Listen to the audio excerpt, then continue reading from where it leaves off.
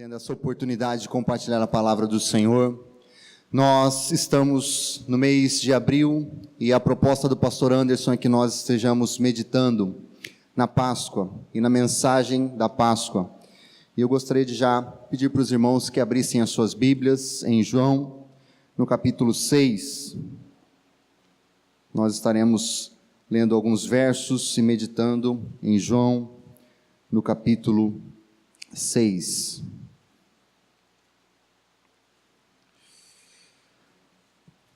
Já de início eu gostaria de dizer que é uma alegria ver vários rostos conhecidos, que Deus abençoe os irmãos que estão conosco nessa noite, e que a Saron seja um local de abrigo e acolhimento, como tem sido para mim e para minha família. Sintam-se muito à vontade em nosso meio. Em João 6, nós estaremos meditando a partir do verso 22 até o verso 59. É uma porção um pouco longa, nós não entraremos em todos os detalhes, mas a minha proposta hoje à noite é que nós encontremos o pão da vida, que é Jesus Cristo. E essa mensagem muitas vezes é pregada como se nós estivéssemos falando única e exclusivamente com pessoas que não conhecem a Jesus. Mas nós vamos identificar aqui nesse contexto e nessa passagem que Jesus está confrontando pessoas que caminhavam junto dele, que estavam próximas a ele, que experimentavam os seus milagres, que reconheciam que ele era um rei, aquele que era maior que Moisés. Mas Jesus confronta o coração dessas pessoas e precisa trazer uma realidade, que é a realidade que nós queremos identificar hoje. Ele é o pão da vida. Eu gostaria de convidar os irmãos, ainda que assentados, leiamos com toda a reverência a palavra do Senhor, a partir do verso 22, João 6, a partir do verso 22. Assim diz o Senhor: No dia seguinte, a multidão que ficara no outro lado do mar percebeu que havia ali apenas um barquinho e que Jesus não seguira nele com seus discípulos, mas estes haviam partido sozinhos. Contudo, outros barquinhos haviam chegado de Tiberíades, perto do lugar onde comeram o pão, depois de o Senhor ter dado graças. Ao ver que nem Jesus nem seus discípulos estavam ali, a multidão entrou também nos barquinhos e foi para Cafarnaum em busca de Jesus. Ao encontrá-lo no outro lado do mar, perguntaram-lhe: Rabi, quando chegaste aqui? Jesus lhes respondeu: em verdade vos digo que me buscais, não porque vistes sinais, mas porque comestes do pão e ficastes satisfeitos. Trabalhai não pela comida que se acaba, mas pela comida que permanece para a vida eterna, o qual o Filho do Homem vos dará. Deus, o Pai, o aprovou, pondo nele o seu selo. Perguntaram-lhe então: que faremos para realizar as obras de Deus? Jesus lhes respondeu: a obra de Deus é esta: crede naquele que ele enviou. Perguntaram-lhe então: que sinal fazes para que o vejamos e creiamos em ti? Que realizas? Nossos pais comeram maná no deserto, como está escrito: deu-lhes pão do céu para comer. Jesus lhes respondeu: em verdade vos digo, não foi Moisés quem vos deu o pão do céu, mas meu Pai é quem vos dá o verdadeiro pão do céu. Porque o pão de Deus é aquele que desce do céu e dá vida ao mundo. E disseram-lhe: Senhor, dá-nos sempre desse pão. E Jesus lhes declarou: eu sou o pão da vida. Quem vem a mim jamais terá fome, e quem crê em mim jamais terá sede. Mas como já vos disse, vós me tendes visto, e mesmo assim não credes. Todo aquele que o Pai me dá virá a mim, e de modo algum rejeitarei quem vem a mim. Pois desci do céu não para fazer a minha vontade, mas a daquele que me enviou. E a vontade daquele que me enviou é esta: que eu não perca nenhum de todos os que me deu, mas que eu o ressuscite no último dia. Porque esta é a vontade do meu Pai, que todo aquele que vê o Filho e nele crê, tenha a vida eterna, e eu o ressuscitarei no último dia. E os judeus começaram a criticá-lo, pois disseram: eu sou o pão que desceu do céu. E perguntavam: não é ele Jesus, o filho de José? Acaso não conhecemos seu pai e sua mãe? Como pode estar dizendo: desci do céu? Jesus lhes respondeu: não me critiqueis. Ninguém pode vir a mim se o Pai que me enviou não o trouxer, e eu o ressuscitarei no último dia. Está escrito nos profetas: e serão todos ensinados por Deus. Portanto, todo aquele que ouviu e aprendeu do Pai, vem a mim. Não que alguém tenha visto o Pai, exceto aquele que vem de Deus, somente ele viu o Pai. Em verdade vos digo, quem crê tem a vida eterna. Eu sou o pão da vida. Vossos pais comeram maná no deserto e morreram. Este é o pão que desce do céu, para que todo aquele que dele comer não morra. Eu sou o pão vivo que desceu do céu. Se alguém comer deste pão, viverá para sempre. E o pão que eu darei pela vida do mundo é a minha carne. E os judeus começaram a discutir entre si, dizendo: como pode ele nos dar sua carne para comer? Então Jesus lhes disse: em verdade vos digo, se não comerdes a carne do Filho do Homem, e não beberdes o seu sangue, não tereis vida em vós mesmos. Quem come a minha carne e bebe meu sangue tem a vida eterna, e eu o ressuscitarei no último dia. Porque a minha carne é verdadeira comida, e o meu sangue é verdadeira bebida. Assim como o Pai que vive me enviou, e eu vivo por causa do Pai, assim quem de mim se alimenta também viverá por minha causa. Este é o pão que desceu do céu. Não é como o caso de vossos pais, que comeram maná e morreram. Quem comer este pão viverá para sempre. Jesus falou essas coisas enquanto ensinava na sinagoga em Cafarnaum. Vamos orar mais uma vez? Pai, nós te bendizemos e te agradecemos pela tua palavra, pela obra de Cristo em nosso favor, pelo seu ensino, pela pessoa de Cristo. E como, Deus, é precioso olhar para a tua palavra, como é precioso ouvir o teu evangelho mais uma vez e sermos confrontados para que sejamos conduzidos e pastoreados pelo Senhor. Eu peço que o Senhor fale ao meu coração, como já tem falado, continue a falar à tua igreja, continue a ensinar e instruir a tua igreja, e nos ajuda a estar mais próximos daquilo que o Senhor tem para nós, mais parecidos com Cristo Jesus. Que a obra que um dia se iniciou, hoje seja mais e mais acrescida, ó Deus, e que o Senhor complete ela como o Senhor prometeu na tua palavra. Manifesta o teu poder, manifesta a tua graça nessa noite, traz consolo, traz edificação, traz arrependimento, ó Deus, traz fé no nome de Jesus, traz salvação para aqueles que mesmo aqui estão, mas não conhecem a Cristo Jesus como Senhor e Salvador das suas vidas. Exalta o teu nome, ó Deus, edifica o teu povo e glorifica a ti mesmo.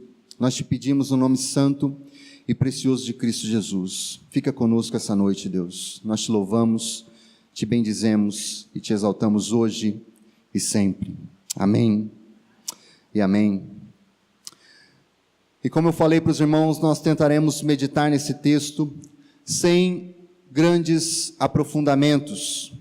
Eu vou trazer aqui apenas uma estrutura muito simples, que mostra em 3 estágios ou em 3 partes aquilo que Jesus queria tratar na vida daqueles que estavam o seguindo e indo atrás dele de maneira inclusive insistente.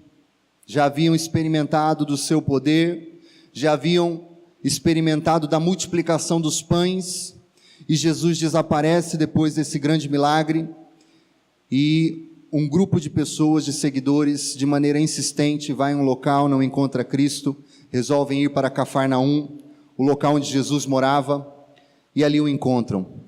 E quando o encontram, fazem uma pergunta, e essa pergunta é respondida de maneira bastante direta por Jesus.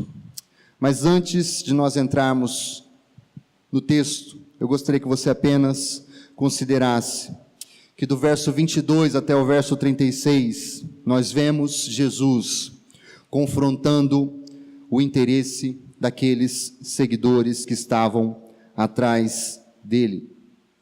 E se eu pudesse resumir isso, essa sessão é o interesse confrontado.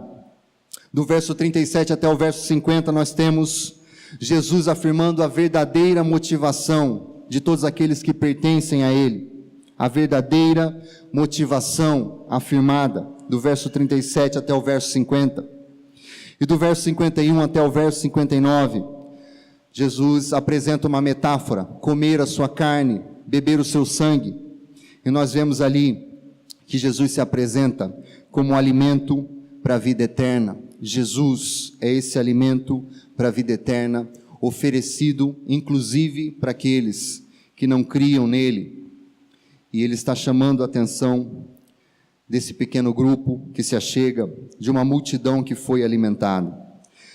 Mas antes de nós entrarmos em todos os detalhes que nós pudermos abordar dentro do nosso tempo, que é escasso, eu gostaria de apenas considerar com os irmãos a mensagem do livro de João, porque a mensagem do livro de João se apresenta mais uma vez nesse pequeno texto, nesse resumo. E o conteúdo do livro de João pode ser resumido em João capítulo 20, acompanhe comigo por favor, João capítulo 20, verso 30 e verso 31. Em João capítulo 20, verso 30 e 31, nós encontraremos 3 palavras que resumem a mensagem desse evangelho, a ênfase e o conteúdo desse evangelho. A palavra do Senhor diz assim, verso 30, Jesus, na verdade, realizou na presença de seus discípulos ainda muitos outros sinais que não estão registrados neste livro.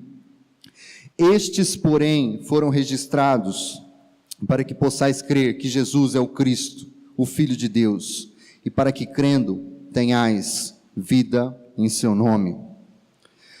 E 3 palavras se apresentam aqui e mostram para a gente a grande mensagem do Evangelho de João. Sinais, creiam, e vida. Nós vamos encontrar no Evangelho de João pelo menos 7 sinais que são nomeados e foram realizados por Jesus publicamente na vida de outras pessoas ou para o benefício de outras pessoas, que dão testemunho à doutrina central deste Evangelho. E qual é essa doutrina? A divindade de Jesus. E nós encontramos esses milagres ao longo de todo esse livro. Nós não vamos passar por todos os textos, mas eu gostaria apenas de indicar para os irmãos, e eu posso depois encaminhar para a sua meditação pessoal. Mas esses 7 milagres, ou esses 7 sinais que devem fortalecer a fé dos crentes, para que os crentes tenham a vida eterna, eles estão apresentados dessa maneira no Evangelho. Primeiro, a transformação da água em vinho, no capítulo 2, do verso 1 até o verso 11, esse é o primeiro grande sinal. O segundo grande sinal, a cura de um filho de um nobre. Nós encontramos isso lá em João, no capítulo 4, do verso 46 até o 54.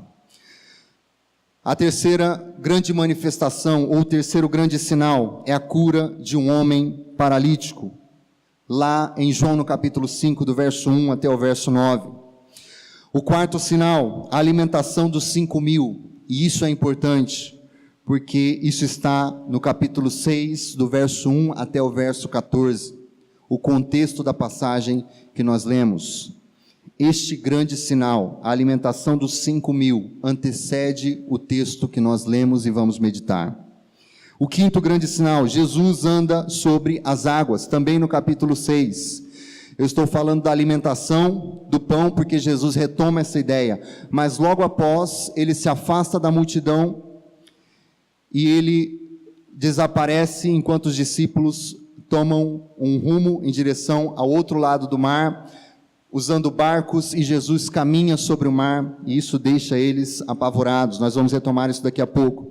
Mas esse é o quinto grande sinal do Evangelho de João.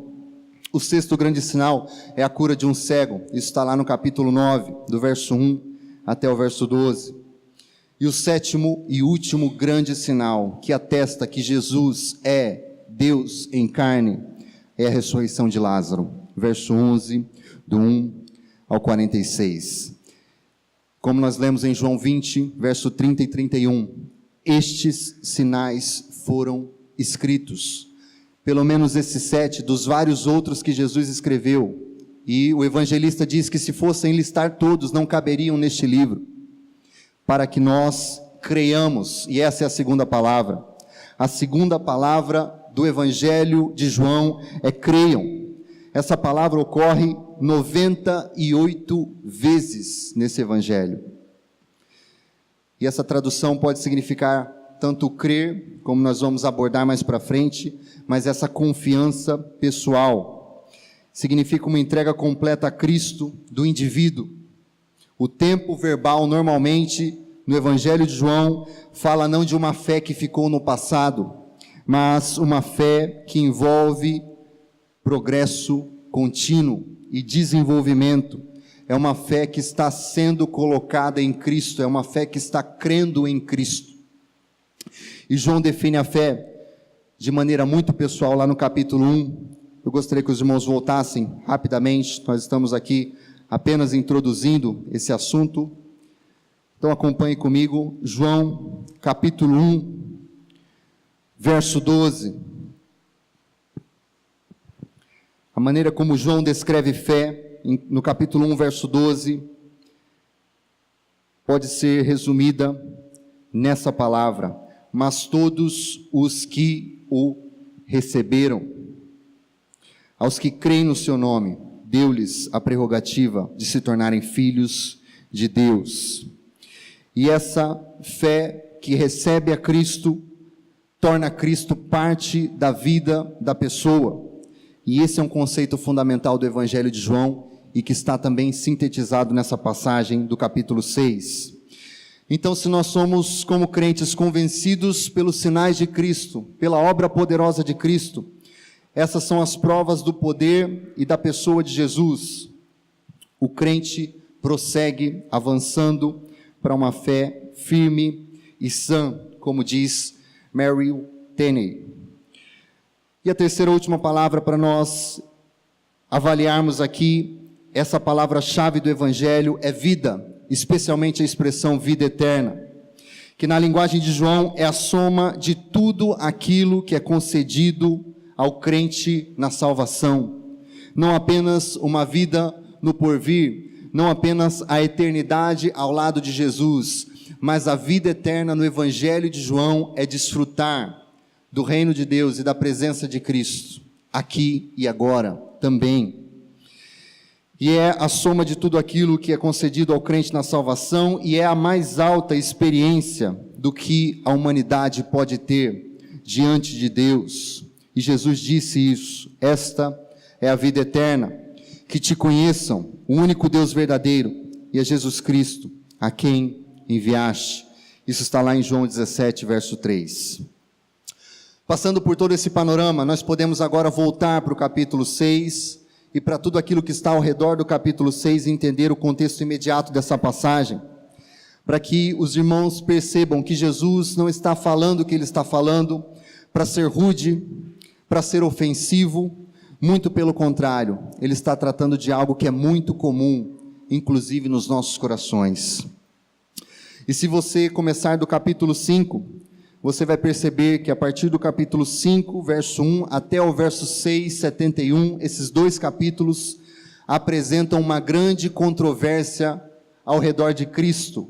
Por quê? Porque ele havia curado um homem no sábado. E esse milagre foi realizado no sábado, e por isso os judeus, os fariseus, os escribas questionam quem é Jesus para fazer algo que eles consideravam que não era santo. Mas Jesus indica que a sua ação era uma amostra daquilo que o Pai estava fazendo continuamente. O meu Pai trabalha e eu também. E ele estabeleceu de forma não explícita, mas de uma forma ainda velada, que ele tinha autoridade divina, que ele era Deus junto com o Pai. Isso está lá em João capítulo 5, verso 18. Por isso os judeus procuravam ainda mais matá-lo, não só porque infringia o sábado, mas também porque dizia que Deus era seu Pai, fazendo-se igual a Deus. O meu Pai trabalha e eu também. Essa era a justificativa de Jesus para aquele milagre. No final do capítulo 5, Jesus argumenta em favor da fé nele, com base em 5 testemunhos. E nós vemos Jesus falando de si mesmo, e que o seu testemunho era verdadeiro, porque ele havia visto ao Pai, e ele falava daquilo que ele havia visto junto do Pai. Ele fala do testemunho de João, mas que ele era maior que João. Ele fala do testemunho do Pai a respeito dele mesmo, e ele, em última instância, olha para aqueles homens incrédulos e diz: se vocês não creem por causa do Pai, creiam ao menos por causa das obras que eu faço. O testemunho das obras de Jesus também é importante. E os milagres do capítulo 6 são destinados para esse pequeno grupo de discípulos que participou do milagre da multiplicação dos pães, que viram esses sinais, caminharam junto de Cristo. Mas aqui o Senhor precisa chamá-los a uma entrega de fé, a um passo além, a identificar que muito mais do que o poder de Cristo manifesto naqueles sinais, aqueles sinais apontavam para o próprio Jesus. O pão que eles comeram não era para a satisfação deles, mas para que eles vissem que Jesus era o único que poderia satisfazê-los. E com isso nós podemos entender o seguinte: o apelo de fé em toda essa sessão que nós lemos é muito forte, como se Jesus estivesse desejoso de ter os discípulos entregues a si, antes que o calor da controvérsia, da disputa com os judeus, pudesse separá-los deles. E um ponto interessante aqui, para nós considerarmos: quantas coisas, muitas vezes, chamam a nossa atenção e disputam o lugar de Cristo Jesus. E no meio dessa controvérsia, Jesus está mais uma vez falando com seus discípulos que eles deveriam crer nele, confiar nele, recebê-lo como Senhor que ele se apresenta, como Senhor que ele vai mostrar que ele é, conforme a sua própria fala. E nós vamos estudar algumas afirmações de Cristo.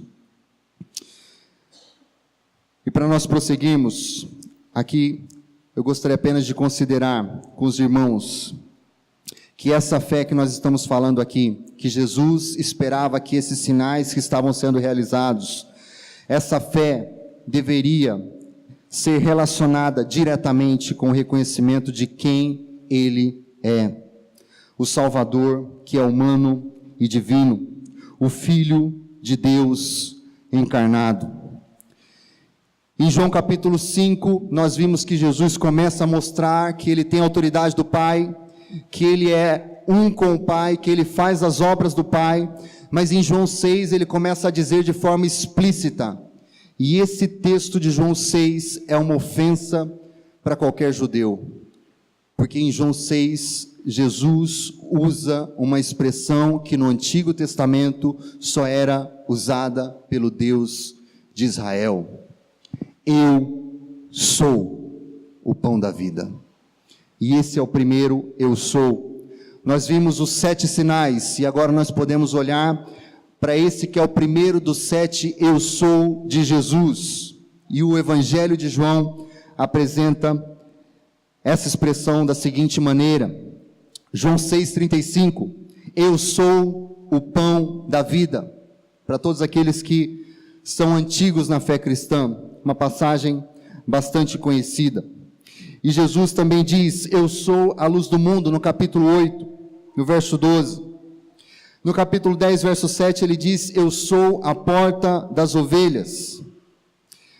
No capítulo 10, ele diz, eu sou o bom pastor. No capítulo 11, ele vai dizer: eu sou a ressurreição e a vida. No capítulo 14, ele vai dizer: eu sou o caminho, a verdade e a vida. E no capítulo 15, o último, eu sou a última manifestação dessa expressão de Jesus: eu sou a videira verdadeira. Só que algo curioso para nós entendermos: essas 7 expressões que nós encontramos aqui manifestam a divindade de Cristo. Mas no contato pessoal com os discípulos, ele já havia feito uso dessa expressão de uma maneira muito parecida com o Antigo Testamento.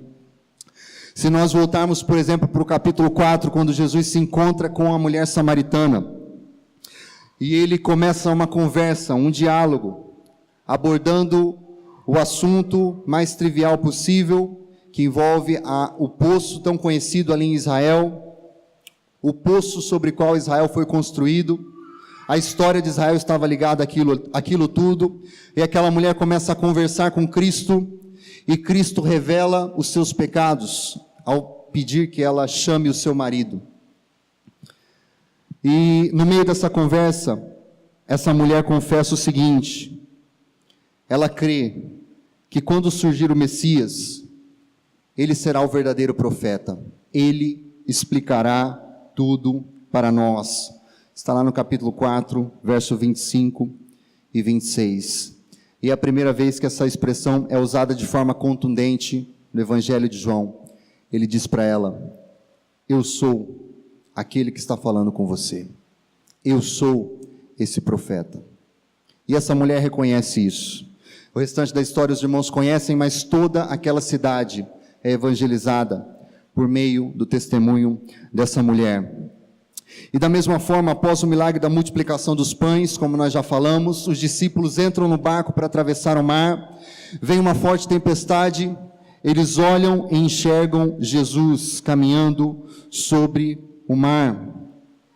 E Jesus, ele se apartou da multidão, porque aquela multidão que havia sido alimentada, se você observar ali no capítulo 6, verso 14 e verso 15, acompanhe comigo, por favor.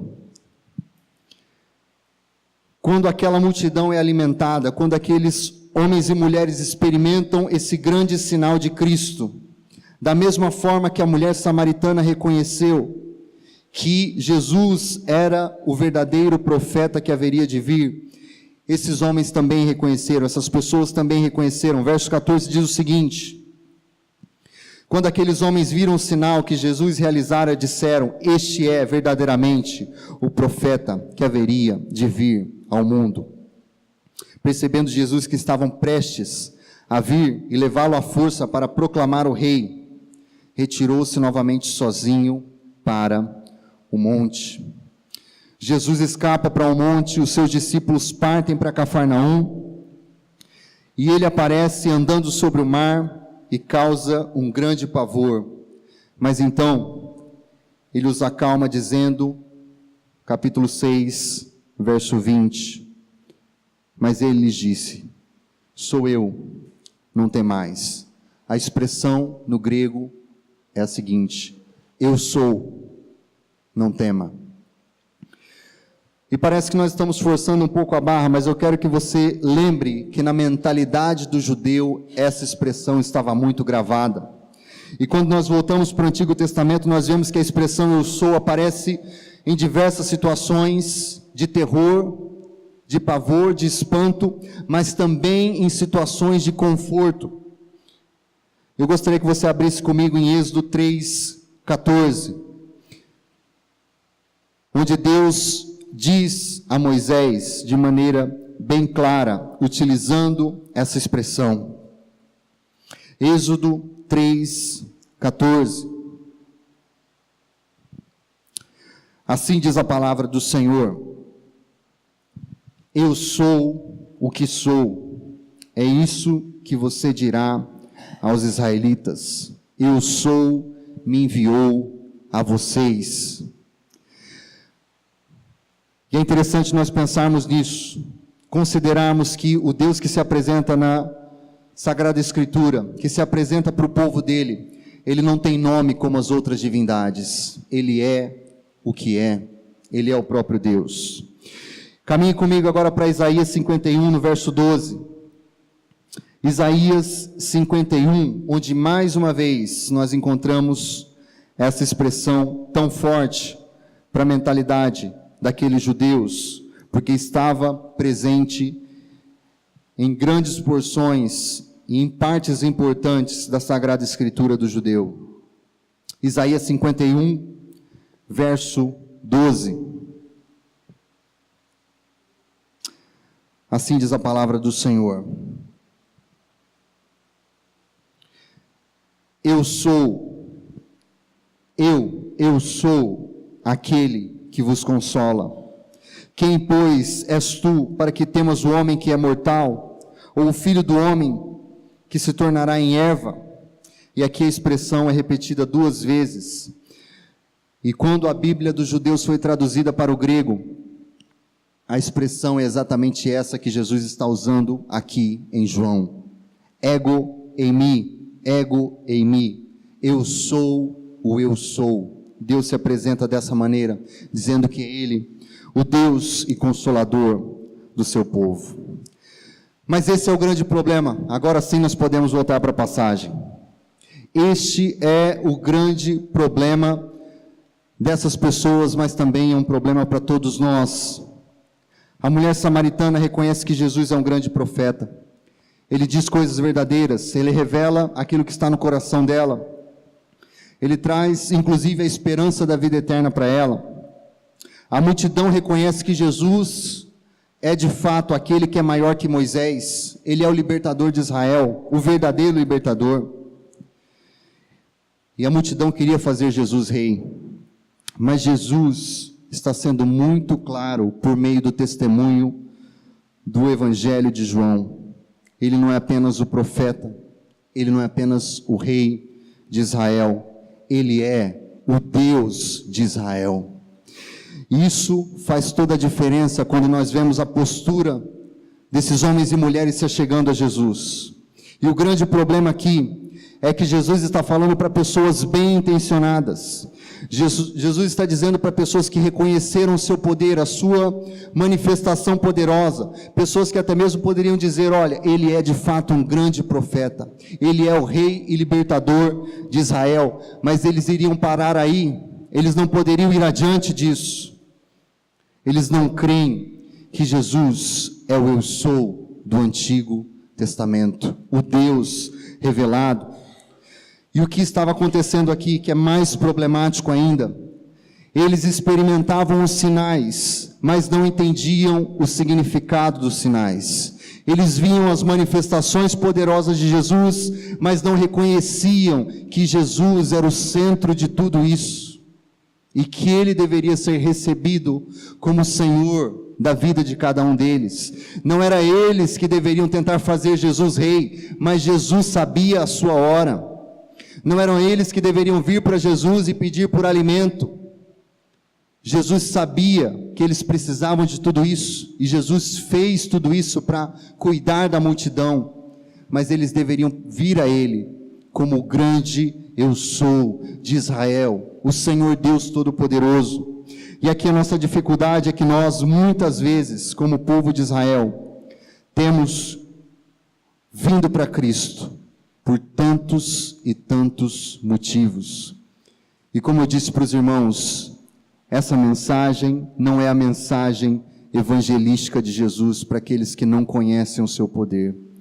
Essa é a mensagem para aqueles que já estavam caminhando com Ele, aqueles que já haviam experimentado dos seus milagres, aqueles que já viam que Ele era o Rei e Senhor, que Ele era poderoso, que Ele era digno de confiança, que tudo estava debaixo do seu senhorio, debaixo da sua autoridade, porque o Pai, que é a autoridade sobre Ele, estava dando a Cristo o poder e a manifestação do reino, o poder e a manifestação da grande salvação que está sendo revelada no meio do povo de Israel. Mas o povo não consegue enxergar isso. E aqui eu gostaria de abrir para algumas considerações. Eu disse que nós não vamos nos aprofundar em todos os detalhes do texto, mas essas 3 grandes divisões que eu proponho aqui para os irmãos, elas apresentam um interesse confrontado, uma motivação verdadeira que Jesus espera de cada um de nós, e a verdadeira vida que só é encontrada naquele que come a carne e bebe o sangue de Cristo Jesus. Considere isso comigo. Eu gostaria de fazer algumas perguntas para nós pensarmos. O que você veio fazer aqui essa noite? Pergunta boba, né? Pergunta simples. Mas Jesus nem sequer perguntou. Ele já trouxe o que estava no coração à tona. E ele revelou o que havia no coração daqueles homens e mulheres. Vocês vieram por causa da comida. Vocês vieram porque eu alimentei vocês e vocês ficaram satisfeitos com aquilo que eu dei a vocês. E essa confrontação de Jesus é muito direta e nos lembra que nós, muitas vezes, temos em Cristo não o fim da nossa adoração, mas um meio para aquilo que nós queremos, um meio para aquilo que nós estamos buscando. E se eu perguntasse para alguns aqui que são familiarizados com o contexto de igreja, que cresceram na igreja, que se envolveram na igreja, que trabalham na igreja, por que você está aqui essa noite? Por que eu estou aqui essa noite? É por causa do cargo? É por causa de uma função? É porque eu cresci e convivi com as pessoas aqui? É porque é um hábito? É porque eu me sinto mal se eu ficar em casa? É porque minha consciência me incomoda? Pense naquilo que Jesus está dizendo. Vocês vieram por causa de outra coisa, não por causa de mim. Eu sou o pão da vida. E o verso 27 nós podemos considerar também, falando o seguinte, capítulo 6, verso 27. Trabalhai não pela comida que se acaba, mas pela comida que permanece para a vida eterna, o qual o Filho do Homem vos dará. Deus, o Pai, o aprovou, pondo nele o seu selo. Irmãos, atrás do que nós estamos correndo atrás? Atrás do que nós estamos indo? O que nós estamos procurando? Eu gostaria que você considerasse o seguinte: é muito fácil nós fazermos uma análise pessoal e sermos bastante bondosos com a nossa conduta, com a nossa atitude, mas se você é casado, e se você pudesse pedir para sua esposa escrever, olha, se tem algo que o meu esposo vai atrás, que ele se preocupa, que ele se dedica, que ele busca, é isso. O que estaria preenchido ali?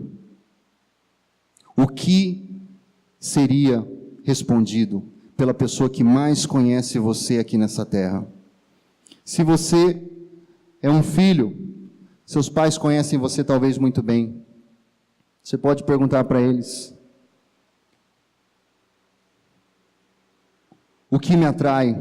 O que me envolve? O que me motiva? Com o que eu tenho gastado o melhor do meu tempo? O maior dos meus interesses está ao redor do quê? Pelo que eu tenho trabalhado. E se a pessoa não consegue ver Cristo em nada disso, essa é uma confrontação de Jesus para nós também. Se alguém olha para nós e vê tantas coisas, e vê preocupações com tantas coisas, e vê trabalho por tantas coisas, mas não consegue ver Cristo, Jesus está dizendo de maneira bem clara: você precisa trabalhar por outra coisa. Você precisa trabalhar por aquilo que permanece para a vida eterna. Você precisa buscar o selo da aprovação de Deus, porque esse selo está sobre mim. E Jesus confronta esse interesse. Eu gostaria que os irmãos lembrassem que os nossos interesses, expectativas, eles demonstram o que nós consideramos ser os maiores problemas ou as maiores dificuldades da nossa vida. Se você corre atrás de dinheiro com todo o coração, com todo o seu ser, é porque você acredita que o seu grande problema é falta de dinheiro. Se você busca a todo custo se afirmar, buscar status social, casas, carros ou qualquer coisa que esteja à sua volta, é porque você pensa que esse é o seu grande problema. E esses homens e mulheres estavam pensando que o grande problema deles era a comida. E Jesus os trata de maneira muito direta. E por isso eu faço esse questionamento para nós. Quais interesses têm nos trazido a Cristo Jesus? É somente aquilo que Ele oferece, ou quem Ele é nas nossas vidas. Deus verdadeiro, Deus conosco, o eu sou da nossa alma, aquele que unicamente pode satisfazer o mais profundo do nosso coração. Pelo que nós temos trabalhado, como nós consideramos no verso 27. E um desafio para a igreja também, irmãos. Quando nós pensamos no ambiente de igreja, muitas vezes nós queremos também fazer algo que Jesus está condenando nessa passagem. Nós queremos envolver as pessoas com tantas outras coisas, para depois, de maneira meio escondida, dizer que as coisas têm a ver com Jesus, ou que Jesus aparece ali no meio do balão, da festa, do churrasco. E como diz John MacArthur em seu livro, o título do livro é esse: nós estamos, irmãos, com vergonha do Evangelho. Nós temos vergonha de Cristo muitas vezes. Nós queremos trazer as pessoas para todas as coisas, menos dizer para elas que nós queremos que elas creiam em Jesus, que elas confiem em Jesus, que elas se acheguem a Cristo e que não há outra esperança, que não há outra vida, que não há nada que possa satisfazê-las. Quantos métodos de igreja têm sido inventados com base naquilo que Jesus condena aqui? Jesus está dizendo claramente: olha, vocês estão vindo pelo motivo errado. E mais para frente ele vai dizer para os discípulos dele, aqueles que são mais próximos, quando a multidão vai embora: vocês não querem ir juntos? Vocês não querem ir junto com eles?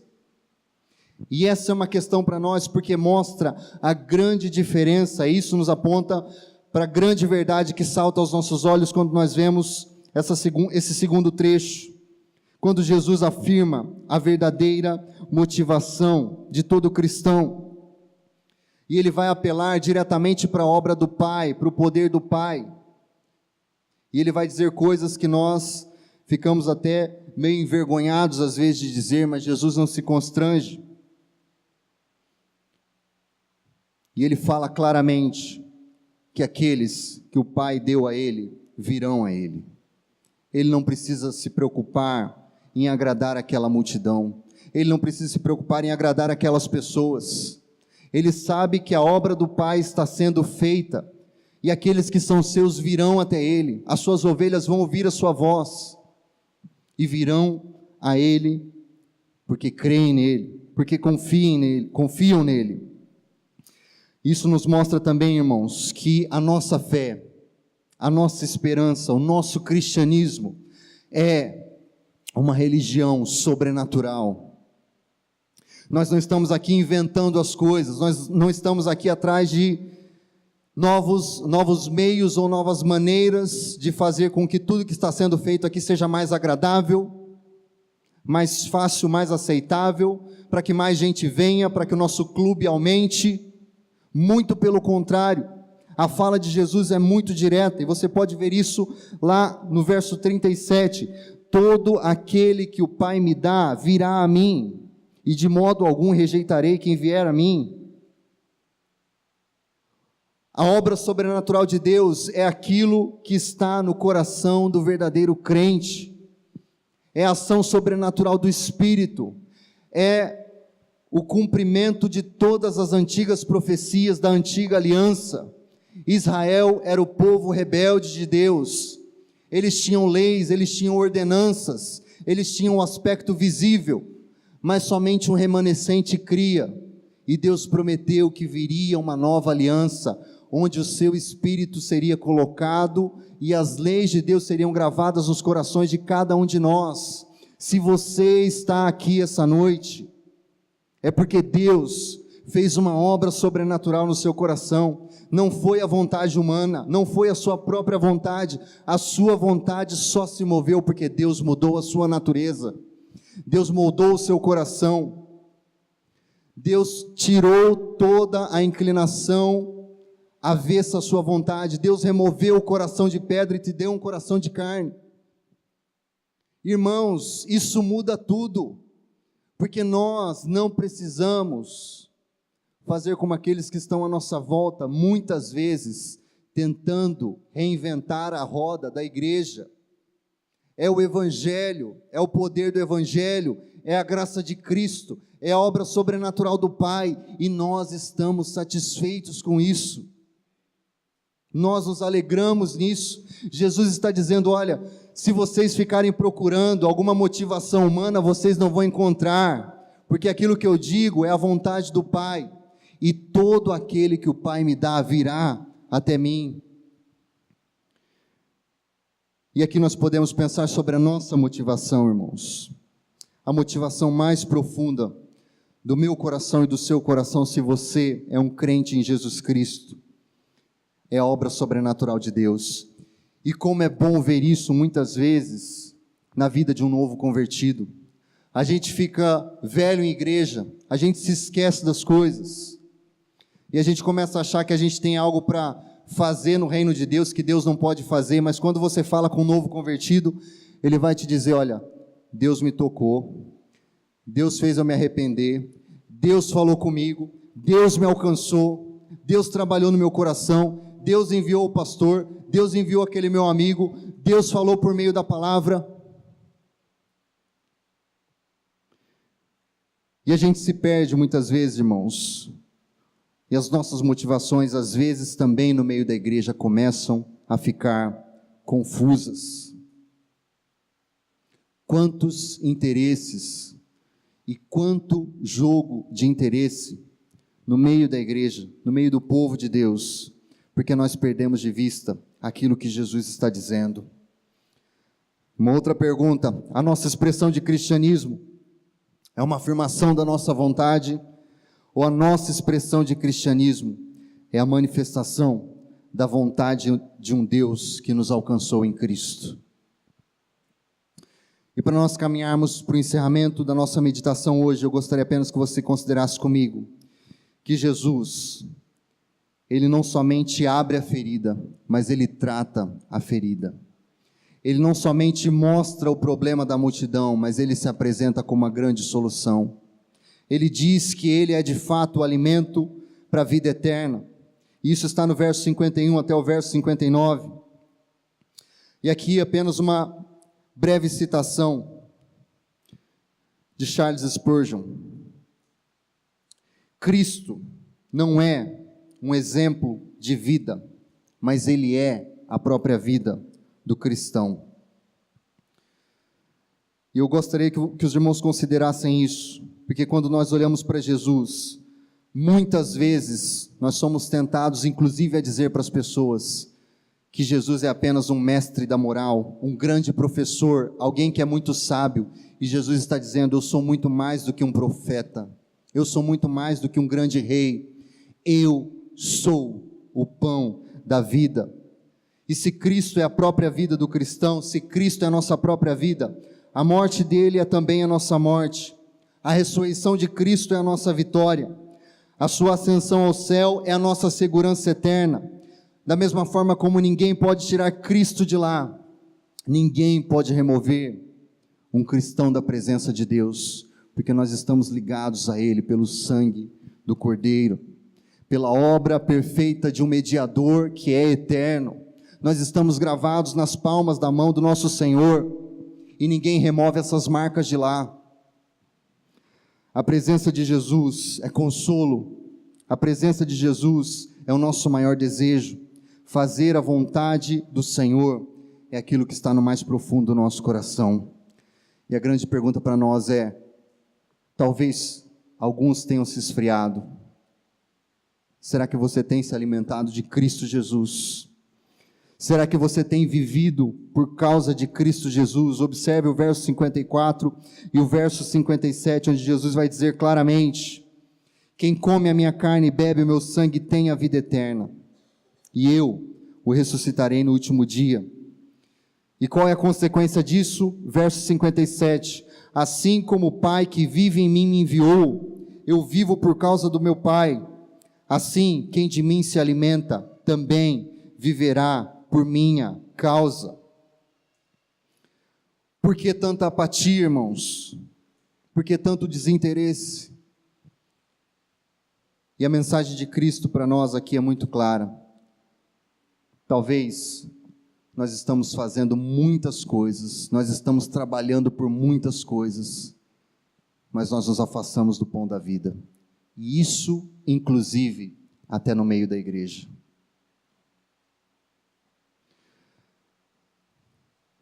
Spurgeon também vai dizer o seguinte, para nós encerrarmos: Cristo compara as necessidades do ser humano à sensação de fome e sede. A sensação de fome é real. Os que já passaram por isso sabem que é uma sensação física e dolorosa. A sede também não é algo sentimental, é uma necessidade real. Que sofrimento maior pode existir neste mundo do que passar sede? Jesus veio para suprir as necessidades mais profundas, reais, vitais e prementes da natureza humana. O nosso medo do inferno e da morte, a sensação que temos de pecado, Jesus veio para resolver tudo isso. E como podem comprovar todos os que tiveram uma experiência com Ele, Ele supre o que precisamos se a Ele recorremos. Jesus Cristo supre a necessidade dos que têm peso na consciência, que sentem necessidade de um alívio. Toda pessoa em sã consciência sente que Deus deve puni-la por seus pecados, mas assim que entende que o Filho de Deus foi punido em seu lugar, fica completamente em paz, e essa necessidade, essa fome desaparece, até a pessoa conhecer a verdade da substituição, que Jesus foi o nosso substituto na cruz do Calvário. Você pode pregar o quanto quiser, ela pode cumprir todos os sacramentos e fazer todos os sacrifícios físicos, e ainda sentirá que falta algo, sentirá fome no seu íntimo. E Jesus encerra o seu discurso falando exatamente da sua obra de substituição. Ele é aquele que apresenta o seu corpo e a sua vida como vida perfeita, como uma obra de sacrifício perfeito. Se nós, irmãos, não podemos permanecer diante de um Deus santo e justo, Jesus viveu a vida perfeita que nós nunca poderíamos viver. E Ele se apresenta ao Pai como aquele que é o nosso substituto. Ele morre a morte que nós deveríamos morrer. Não somente vive a vida que nós deveríamos viver, mas morre a morte que nós deveríamos morrer, para que na cruz do Calvário, sendo nosso substituto, Ele pudesse colocar sobre nós a bênção que Ele deveria receber, e Ele toma sobre si a maldição que era nossa. Se você não come da carne de Cristo, se você não se satisfaz em Cristo, se você não bebe do sangue de Cristo, isso aqui são metáforas. Cristo está dizendo bem claramente que Ele precisa ser o centro da adoração e da satisfação da vida dessas pessoas. Isso não é verdade em nós, em nosso coração, em nossas vidas, em nossas igrejas, em nossas casas, em nossas famílias. Nós estamos sem pão. Nós estamos sem alimento real. E aqui eu gostaria apenas de finalizar com outra citação do Spurgeon, porque ele fala exatamente disso. Meus irmãos e irmãs, eu lhes desafio, abram suas bocas amplamente para Cristo e comam para si mesmos. Deem a Ele um espaço em vossos corações. Sim, Deixem ele viver para sempre no melhor espaço da sua natureza, no lugar mais escondido da sua alma. Tenham fome dele, se alimentem dele todos os dias, e quando fizerem, e ele habitar em vocês, e vocês nele, então conte aos outros sobre ele, e espalhem seu nome querido em todo lugar, para que os pecadores famintos e perecendo saibam que há milho no Egito e pão para se receber em Cristo, e que muitos venham e comam e bebam dele como vocês. Eu lhes constranjo, irmãos e irmãs, lembrem-se disso, e que o Senhor abençoe vocês por amor do seu nome. Amém e amém. Vamos nos colocar em pé. Gostaria de orar com os irmãos. Pai bendito, nós te louvamos e te exaltamos e te adoramos na beleza da tua santidade. Nós reconhecemos que Cristo Jesus é o grande eu sou das nossas vidas. Ele é o nosso Senhor, Ele é o nosso Salvador, Ele é o perdoador dos nossos pecados, Ele é a vida que nós precisamos, Ele é a satisfação da nossa alma, Ele é a beleza que nós buscamos em todas as outras coisas, mas não podemos encontrar. Nós te bendizemos invocando o nome de Cristo Jesus. Nós reconhecemos que Cristo é suficiente para as nossas vidas. Nós podemos estar passando pelos piores vales, pelas piores tempestades, quando nós ouvimos a voz do Senhor dizendo para nós: eu sou. O nosso coração se acalma, a nossa alma é tranquilizada, o nosso coração e a nossa mente voltam à sobriedade, e nós podemos desfrutar da plenitude e da satisfação que há em Cristo Jesus. Aviva a tua igreja, Deus, aviva a tua obra, nos ajuda, Deus, a não estarmos satisfeitos com nada daquilo que não pode satisfazer, nos ajuda a buscar a satisfação que há em Cristo Jesus somente, nos ajuda a sermos plenos, cheios dessa verdade que nós agora ouvimos e que nós queremos experimentar cada vez mais em nossas vidas, na nossa casa, na nossa família, no nosso trabalho, nesse espaço de adoração, ó Deus. Que a obra de Cristo seja exaltada, que o poder de Cristo seja manifesto, que mais e mais vidas venham e desfrutem do Senhor Jesus, e que nós, ó Deus, possamos dizer para tantos outros que estão perecendo, que nós temos vida pela fé no Teu Filho, nós temos esperança viva, nós temos o poder do Senhor e a graça do Senhor e o perdão do Senhor. Ajuda-nos, ó Deus, remove de nós tudo aquilo que disputa a nossa atenção. Quantas coisas, até mesmo coisas boas, nós queremos colocar no lugar do Senhor. Perdoa-nos, ó Deus, ajuda-nos, aviva-nos, desperta-nos, renova o nosso coração, renova o nosso compromisso com o Senhor Jesus Cristo, e manifesta o Teu poder, ó Deus. Ajuda-nos ao longo dessa semana a lembrar que mesmo em meio às dificuldades, às angústias, às aflições, se nós temos Cristo Jesus, mesmo enfrentando a morte, fechando os nossos olhos, nós temos o Senhor por toda a eternidade. É no nome de Jesus, agradecidos, que nós oramos, hoje e para todo sempre. Amém e amém.